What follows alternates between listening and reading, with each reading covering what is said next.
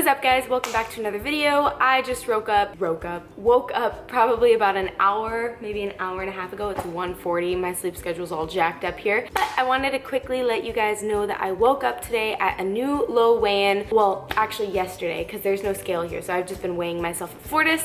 And I woke up at a new low weigh-in of 109.4 pounds. That was very exciting for me to see. I felt like I had been stuck at like 111 for a really long time. And like I said, I don't have a scale here or at any of the Airbnbs that I've been staying at, so I haven't been able to weigh myself. So when I would, it would be in the middle of the day after I'd been eating, fully dressed, drank water and everything, and it would always say like 111.8. And I would always get in my head about it, which is actually why I stopped looking at the scale for a while. And I'll be later on in this video towards the end doing a talk about basically not fearing the scale and becoming more accepting of the numbers you see on there during that stage. Anyway, I have a goal weight. Technically, I'm actually ahead of schedule right now with my whole cut. And if I hit that weight this week, then my cut will end this week. This cut was not about getting the leanest I've ever been. It was not about being shredded or anything like that. It was really, I'm not gonna talk about that yet. I'll talk about that when the cut is over, but there was a reason for this cut, and I do have a goal weight in mind. I will tell you guys all of that when I get to it. Everything will be revealed when I get to that point. So have a huge chance of being able to basically complete this cut this week, which would actually be amazing as my energy is going downhill right now. I'm sorry, you can see my pillow down there. I'm using pillows as a tripod. But anyway, stay tuned. Remember how in the last video I talked about protein shakes and not washing them for a day? I did that with 3. I'm so disgusting. I'm letting these soak. I don't think that this Airbnb I'm staying at has like dish soap, so I need to go buy some of that. So instead of having a shake in a shaker bottle, I am doing my usual Oxyway mocha in a regular glass because this stuff blends super easy. And check this out, I've had this protein for probably about a month now and probably down to about maybe a week or 2 left of servings. So if you guys are curious, this protein powder, if you have like 3 scoops a day, should last you almost 2 months. So I thought that was pretty impressive. So I'm gonna make that shake really fast. I have my little shake here and I'm gonna have a very, very small quick chat with you guys. So as you guys know, yes, I'm cutting. How many more times can she say it in every single video? But I wanted to give you guys a quick helpful tip. If you wake up like with a rumbling stomach in the morning and like me, you are currently following a low carb diet, I wanna give you guys 2 recommendations to kind of help with curbing those morning cravings because they can be really difficult. As I've told you guys in the past, I wake up craving Lucky Charms, cake, like basically everything that you shouldn't wake up craving in the morning, I crave. And if I don't wake up craving those things, but I know in general I just have a low calorie day to follow, hence these last couple of weeks of the cut, the first thing that has been helping me is to basically wake up and down some water. Have like 2 or 3 glasses the second you wake up, and maybe like a little bowl of like raspberries or blueberries or something like that off to the side. Berries are actually very low calorie, it's a fruit, it's healthy for you, you're getting some form of carbs in, and you're drinking some water. Staying hydrated is super important at all times, and especially even more so when you're cutting because you're usually putting forth a lot more effort into your workouts and your body is getting taxed a lot easier. So drinking some water first thing in the morning is not only gonna help kind of wake you up, it's gonna help fill you up because hunger is satisfied by either liquid or food. Overall, your stomach is gonna feel full. You're gonna have a bunch of liquids in you, so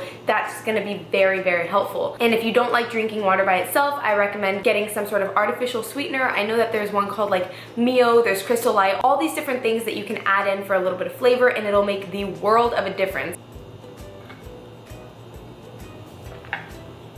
That tastes so damn good. So with that said, I'm gonna finish my scoop of protein, and then I'm also gonna have 2 servings of peanut butter because today is my high fat, low carb day, which consists of 60 grams of fat, 80 grams of carbs, and 110 grams of protein. I'll be hopefully finishing the cut this week. All right. So guys, it has been a minute since I have last recorded. I've actually just been at Fortis doing nothing at all. I have not been training, but I'm actually getting ready to do a little, it's not my food.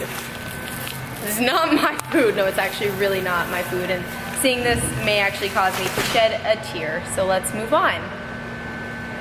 Today is actually a rest day for me, and I was planning to do HIIT, but I decided with the time that I have that I'm just going to do a little bit of some upper body accessory training and probably work on my shoulders since I seem to always have problems. So do like some sort of face pulls, lateral raises, all that fun stuff, and then maybe a little bit of back, I'm not sure. But quickly, I wanted to ask you guys, I still get tons of questions regarding preparing for like your first big move, because I know a lot of you guys know that me moving to LA, that was like my first time getting my own apartment, and you guys asked like how I prepared for that, how I decided where I was gonna move, basically what it's like leaving family, budgeting, all of that stuff. So I addressed it in one Q&A, but I didn't really address too many questions, and as I said, I still get tons of questions from you guys about this. So if you guys would like to see another Q&A related to that, I'll probably just work it into a vlog. Make sure to like the video and comment below with some of your questions, and use the hashtag first time moving or hashtag preparing for the move. So go ahead and comment some of your questions below, hashtag preparing for the move, and then I'll also post something about it on Instagram. And yeah, so just make sure to do that for me, and I will hopefully get that up for you guys next week, because I'm smashing it with the content right now. All right, I'm gonna go train, and I'll see you guys in a bit.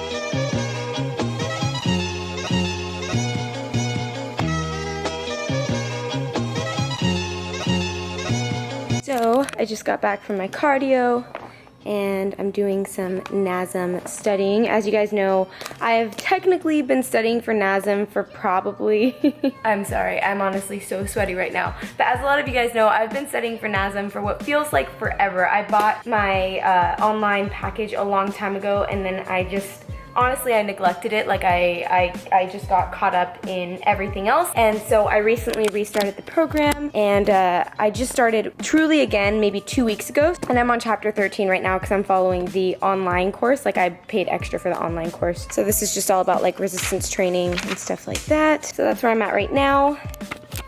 But I'm actually pretty excited because I've been getting actually recently so many questions about if I do online coaching. And I did online coaching very temporarily for probably 2 months, and then I stopped because I decided that I wanted to get certified before I started taking on more clients, especially by myself. Once I finish my NASM studying and take my test, which will probably be in about 8 weeks, I'm assuming, like 2 months, then I will start taking you guys as clients. And I'm really excited because clients that I take, I'm hoping will be little power builders who want to get strong but also have a focus in bodybuilding as well. So for those of you that have been asking, yes, I will be taking online clients soon. Just bear with me while I get through my certifications. And I also want to let you guys know I'm super actually excited about this because it kind of worked out perfectly. NASM came across my channel and they know that I've been studying for their certification, and they actually reached out to me and gave me the offer to give you guys a 2-week trial if you guys are also interested in getting your personal training certification. And I just think it's really awesome because what are the odds that as I'm actually in the process of getting certified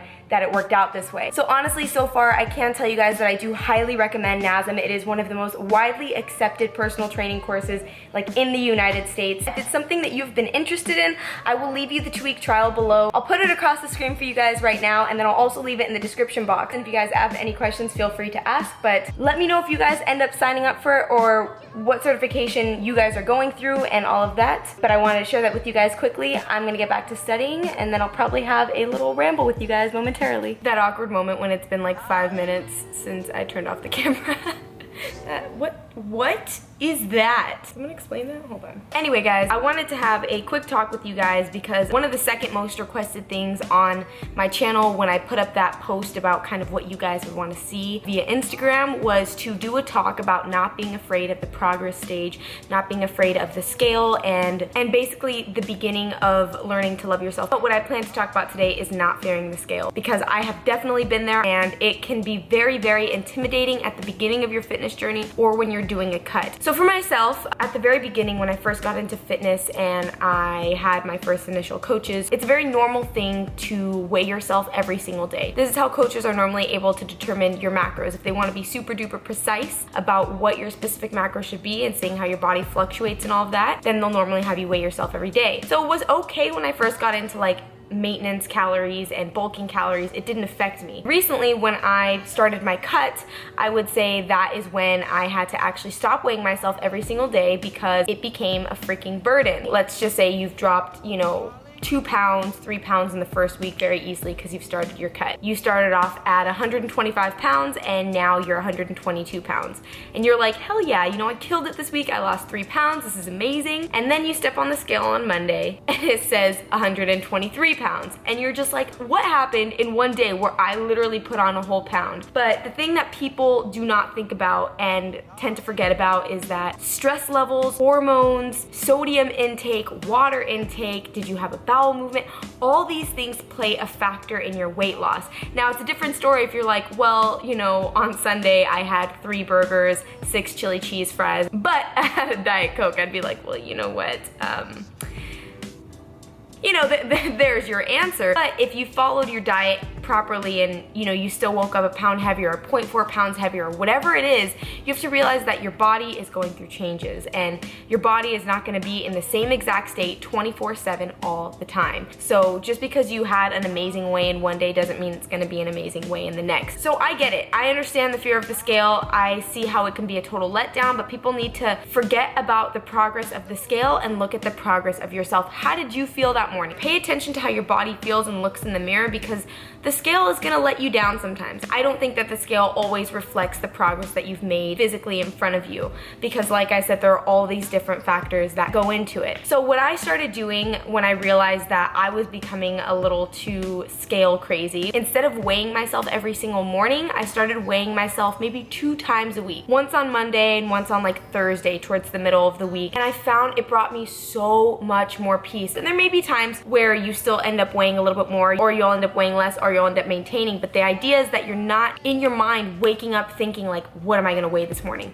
Is this gonna speak for my progress? Because I've honestly talked to so many guys and girls who say that they became too consumed with the scale and it would actually affect the rest of their day, their workout, what they would choose to eat that day because they're like, well, man, if I'm a pound heavier, then I might as well just eat whatever I want today, or, you know, clearly this isn't working for me. And then you just end up backtracking yourself if you allow it to like really get to you like that. So if you feel like that's something that you've been going through, I would definitely recommend do not weigh yourself every single day. There's no reason that it's gonna be totally mandatory to do that unless you're at the beginning of your training and you wanna get your macros 100% right. Do it for the first 2 weeks. After that, if you find that it's actually beginning to affect you mentally and, you know, starting to affect your day and your workout and what you choose to eat, then I would recommend weighing yourself 1 to 2 times a week and just averaging throughout the month. The process may take a little bit longer, but I think that for your mental state and well-being in the long run, it is gonna be a million times better. And that is something that I talked about on my Instagram post right over here, was about anxiety and how we are more prone to having anxiety attacks and all of that when we're in the middle of a cut or a weight loss or deficit, whatever it is you want to refer to it as. And I say at the very end, something that I was talking to my friend Allie about is that your hormones and everything are always fluctuating. And then when you put yourself into an extreme caloric deficit, your body is now lacking nutrients that would supply your hormones and make you feel good. Now without that, your anxiety is only gonna peak. So make sure that when you go into this and when you go into a weight loss, when you go into a diet, make sure you're mentally well first, or else you're going to put yourself through an emotional roller coaster and it's just not worth it. So that's my little ramble. I'm gonna end the video off here, guys. I hope you guys enjoyed today's video. If you did, make sure to throw the video a like, and I'll be seeing all you guys in the next video. Peace out.